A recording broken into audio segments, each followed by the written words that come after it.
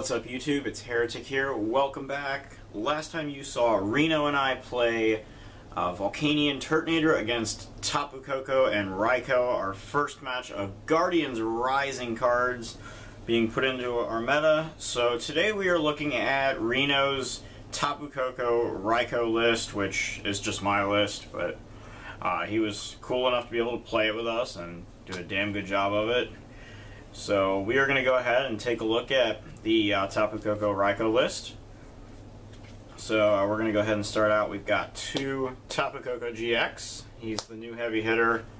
170 HP is really good, and he's got a couple of pretty solid attacks. First, for 2 lightning and a colorless, you do a vanilla 130 damage, which is really cool. And then he has a boss-ass GX attack for that same energy cost, 2 lightning and a colorless. Does 50 damage times the amount of energy on your opponent's side of the board. So against most decks at mid to late game, this will be an OHKO attack. Typically mid game is when it's at its best. And he also has a really cool built-in pseudo energy acceleration method in his ability, which is kind of like the old Dragonite EX from Furious Fist, only a lot more manageable due to Tapu Koko's energy cost. And that is when you play it from your hand, you can move as many energy from your Pokemon as you like onto Tapu Koko, and then he jumps up to your active spot. The last really cool thing I want to point out about this card is that, like all of the Tapus, he does not have a weakness. So no weakness to fighting, no weakness to lightning, none of that, no weakness to, you know, like metal, I guess, because he's half fairy in the video game. No, none of that, no weakness. So Tapu Koko-GX, really, really cool card. I think some people are maybe underrating this card just a little bit. It's definitely something that I think will have a place in the meta. So 2 Tapu Koko-GX to start out. And then we have 3 Raikou. Despite Tapu Koko's splash in the meta, I still think this is your main attacker.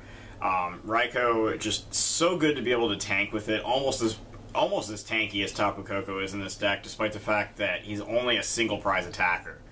And of course, Thunderlance dealing 50 for 3 plus 20 more for every lightning energy attached to it, which is every energy in the deck. And then if he has a lightning energy on him, he takes 20 less damage as well. So really good, 120 HP to start, essentially 140 with an energy, and then some of the other cards in the deck like Fighting Fury Belt and our Stadium card will just make him even tougher to knock out. Especially, you know, whether it's 1 hit, 2 hit, whatever. So a lot of fun, cool stuff there.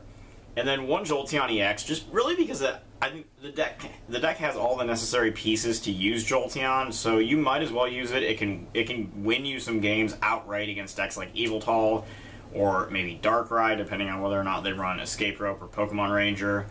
So a lot of cool things you can do with Jolteon that I think obviously is really good right now. Maybe post-rotation, if we start seeing more GX evolutions and Mega evolutions only dominating the meta and fewer big basics, then maybe Jolteon wouldn't be necessary, but I really just think it's too good a card not to play right now. Just because it can win you those matchups, and it does have free retreat, which is a cool little bonus that you get out of it. So that's all of our attackers. 2 Tapu Koko-GX, 3 Raikou, and 1 Jolteon EX. We have a 2/2 Electrode line. I would actually run the other Voltorb. I forget what set it's from. I think it's like Roaring Skies or something, but I don't know. There is another standard legal Voltorb that has the same HP and has better attacks than the one from Evolutions. I just don't have them right now. But just Electrode being able to Buzz-Zap Thunder, knock itself out, and get 2 lightning energies, or become 2 lightning energies onto any of your Pokemon. And of course Tapu Koko can suck up the Electrode, which is really cool when it is played from your hand. And then we got 1 Shaman for some extra draw power, and 1 Tapu Lele GX, like the new superpowered Jirachi EX from Guardians Rising. Essentially has Lugia EX's Arrow Ball as its attack, as well as its ability, which lets you search your deck when you play it from your hand onto your bench for any supporter card and add it to your hand. Just super cool. And much like Tapu Koko, he has no weakness. So that's our Pokemon lineup. We get into our supporters here. We got 4 Sycamores, 2 Ents, and 2 Lysanders. That's just kind of the simple stuff. We got 1 Hex Maniac.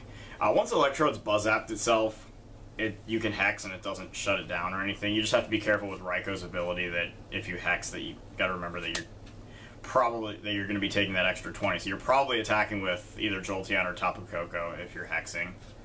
One Pokemon Ranger. This is really just if you were to see another Jolteon, I think would be really the only situation where this is actually relevant. So this card might actually be expendable from the list, but right now it's been working out okay. And then our big tech supporter is one Ace Trainer, and that's because early game, if you get the turn 2 Electrode, you can Buzz-App Thunder, you make your opponent take a prize, and then all of a sudden ace them right down to 3 cards while you get a fresh hand of 6. And this is even better now than it was in just Raikou Electrode, I feel like, because of Tapu Lele being able to directly search your lone Ace Trainer, which is so awesome that you can do that.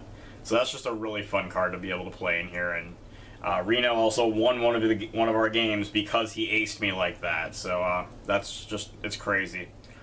Next we have our Stadium, which is 3 copies of Aether Paradise Conservation Area. I chose this over Rough Seas because rather than healing 30 damage, you might as well just prevent it. For those of you who don't know, this card is a Stadium that reduces any damage done to Grass and Lightning type Pokemon by attacks by 30. So with Raikou and a Fury Belt, he has 160 HP, and with an Energy as well, he would be taking minus 20 from his own ability and minus 30 from the Stadium. So minus 50 on a 160 means they would have to hit 210 damage to take a single prize, and that would just be 10 more HP with Tapu Koko. Or they would have to actually hit 240 because you would have, let's see, you'd have 170 plus the Fighting Fury Belt, so you'd have 210 and then minus 30. So yeah, they would actually have to hit 240, so that's 30 more. So again, just really being able to tank, and that's the big reason why I am going to end up revealing that I run Fighting Fury Belt as opposed to the new Choice Band in this deck. Items, 4 Versus Seekers, pretty simple. 4 Max Elixirs for fast energy acceleration combined with Electrode, so that when stuff gets KO'd, you can just recharge it, get a whole bunch of energy on the board, and abuse Tapu Koko. 4 Ultra Ball, and 2 Level Ball. These are probably cuttable as well. Only run a 2/2 Electrode line. That's the only thing you can use Level Ball for, but it's great for being able to get that turn 2 Ace Trainer off of Buzz-App. So I guess that alone, you know, just kind of allows for some consistency. You could probably cut it for like more T-mails or something. So play 2 Trainers Mails. Could probably bump that up to 3 or 4 by cutting the Level Balls. And we play 2 Super Rods for recovery. Just being able to get energy back and being able to get Electrode lines back if you really need to. 1 Max Potion. This is a card I originally wanted to run like 2 or 3 copies of, but with Tapu Koko being only at 2 copies, I feel like the 1 Max Potion is enough. Just that you can Tapu Koko GX, move a whole bunch of energy onto it, and then just heal whatever you move the energy off of, and then recharge it with Electrodes and Max Elixirs again. And with all the tanking that this deck has going on, it seems like a pretty good fit. 1 Field Blower, because Garbodor would be a serious issue, especially early on, or if you're trying to play Tapu Koko down and use its ability. So Field Blower, for, if you don't know, is Tool Scrapper in a sense, except it also gets rid of Stadium. So you choose up to 2 in combination Tool and Stadium cards in play on either side and discard them. Really good to have Tool removal back in Standard.